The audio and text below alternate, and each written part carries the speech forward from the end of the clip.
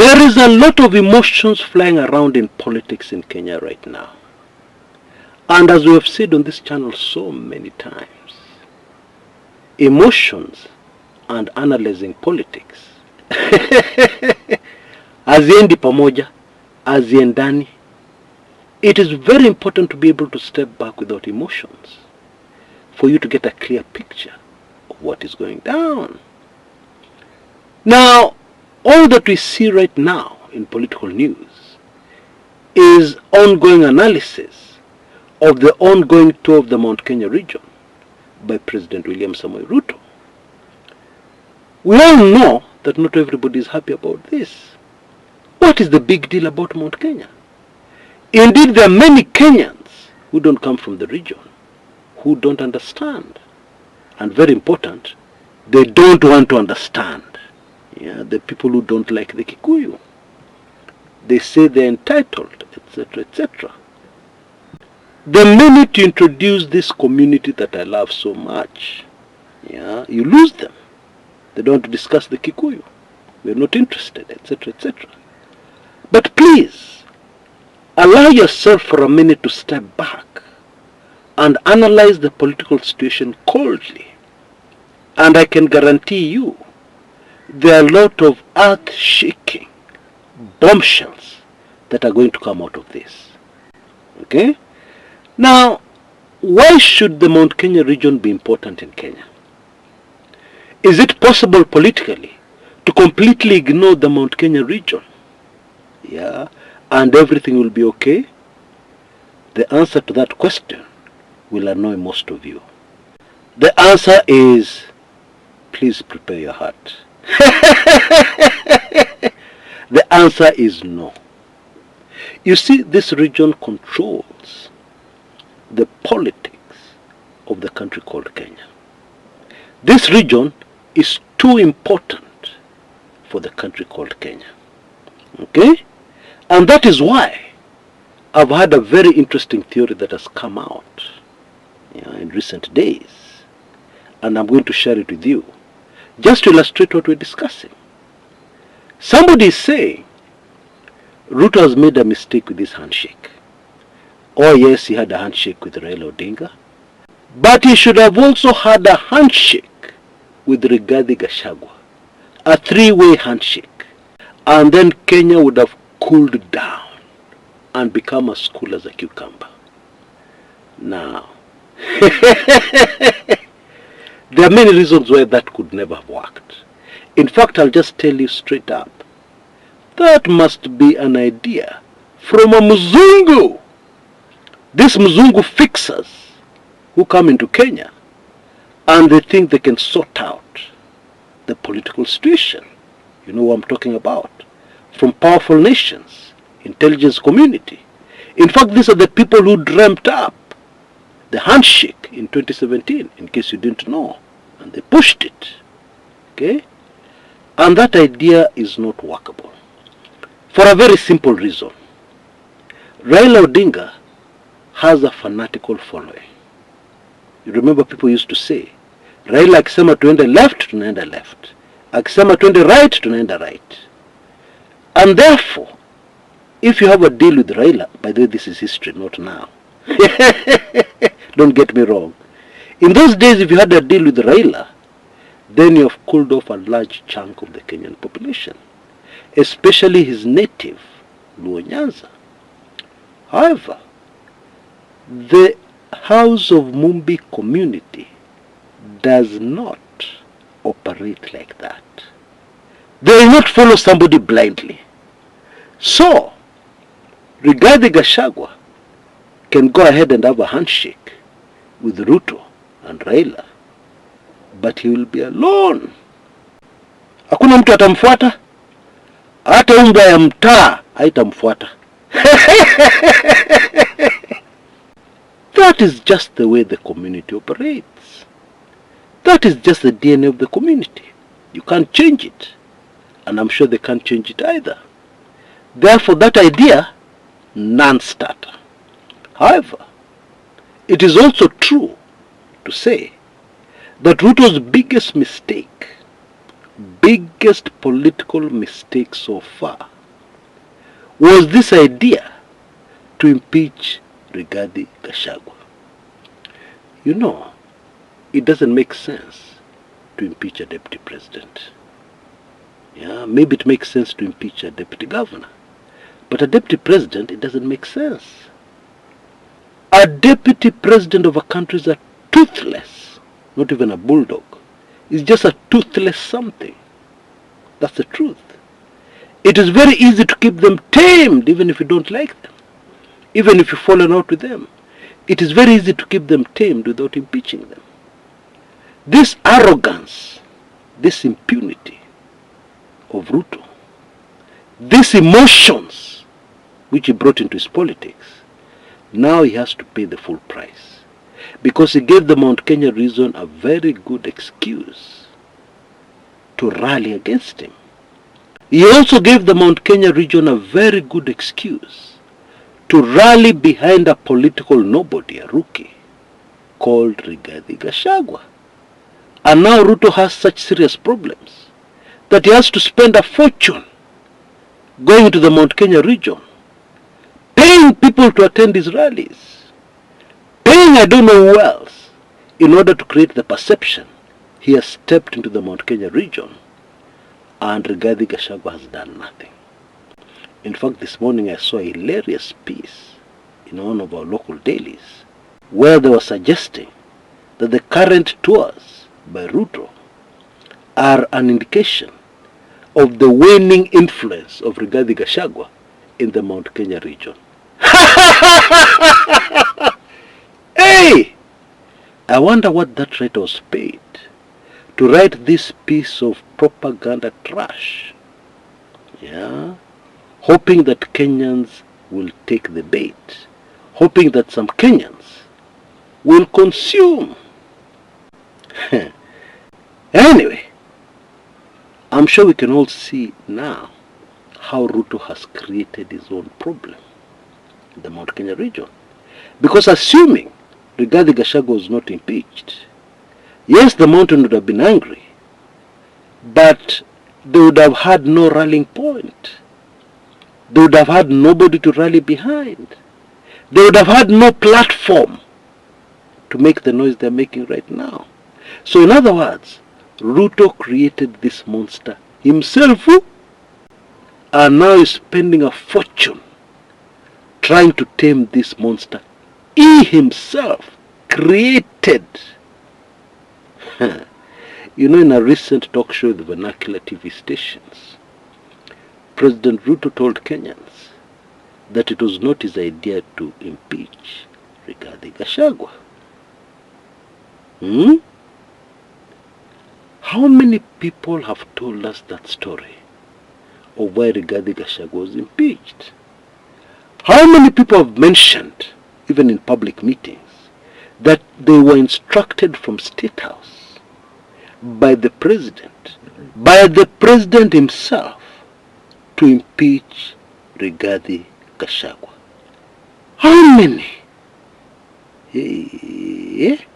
And now he has come and given us this story, which is obviously a lie, and is expecting Kenyans to swallow hook, line and sinker. Hey, I think we Kenyans are in very serious trouble. Now, very quickly before we proceed, there is a brief announcement I would like us to take in. I'll be back. Now, I'm making available today all the previous special reports, highly controversial, that I have produced. And I've also thrown in the very controversial assassination of Tanzania's President John Pombe Magufuli. How it was done. Very high-tech. And I've also thrown in the overturn videos. Now, the overturn is a prophecy that was given in 2017. And with the benefit of hindsight, what happened shortly after that prophecy was first uttered? Yeah, the election of President Uhuru Kenyatta was overturned by the Supreme Court. The whole world was shocked. Yeah? And many people thought that was the fulfillment of this prophecy. No. With the benefit of hindsight, we can now see that what happened in 2017 was just a sign of things to come. And the real fulfillment of this prophecy is right now. Oh yes. The fulfillment of that prophecy, by somebody who's not even a Kenyan, is coming to pass now. And especially this month, ndo itakuwa kilele. The 4th month of the year 2025. While all that package is now available, you can see details on the screens right now, for only Kenya shillings 2,999. Now this is an offer for a very limited period of time. You will appreciate that this package contains very highly sensitive information. And so I would recommend that you go for it. Just use those details you see on the screens right now. Tuendelee. The truth of the matter is that whether you love the mountain, the Murima, or not, the Murima area in Kenya, the House of Mumbi community, and others will not go away from the political matrix in Kenya.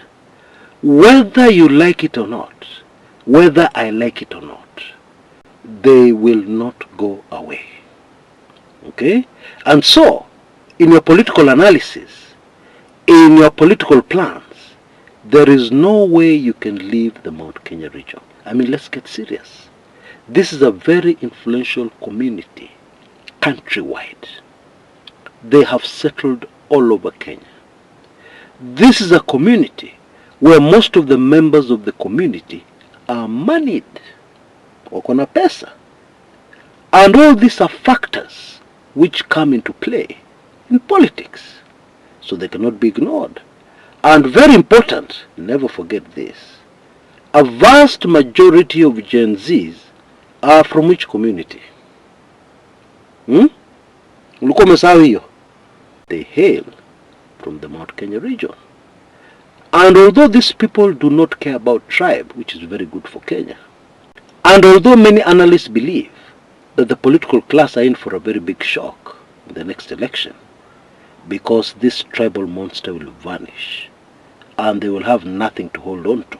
They'll be swept aside by the Gen Z votes.